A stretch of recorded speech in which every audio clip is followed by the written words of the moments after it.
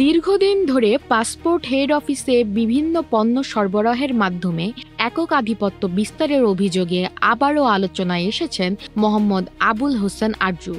তিনি নোয়াখালী সদর উপজেলার ১ নম্বর চরমটুয়া ইউনিয়ন আওয়ামী লীগের সহসভাপতি।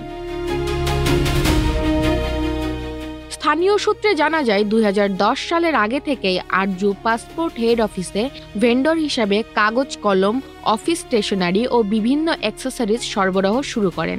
ধীরে ধীরে বিভিন্ন কর্মকর্তা কর্মচারীর সঙ্গে সম্পর্ক স্থাপন করে তিনি প্রথমে স্টেশনারি সরবরাহ এবং পরে প্রযুক্তিপণ্য সাপ্লাইয়ের দিকে ব্যবসা বিস্তৃত করেন।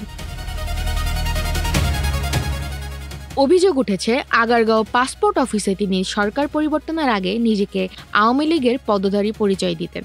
বিভিন্ন মহলকে ম্যানেজ করে এককভাবে আধিপত্য বিস্তার করে ব্যবসা চালিয়ে যাওয়ার অভিযোগ উঠেছে তার বিরুদ্ধে। ক্রমে তার সরবরাহকৃত পণ্যের তালিকায় যুক্ত হয় printer, router, switch, computer, laptop, সংবেদনশীল সিকিউরিটি ভিসা প্রিন্টার ইত্যাদি। ব্যবসা বিস্তারের সুবিধার্থে তিনি Elma traders, MS solvency, NI corporation, Rafi enterprise সহ একাধিক প্রতিষ্ঠানে নামে বেনামে আধিপত্য চালিয়েছেন বলে অভিযোগ আছে।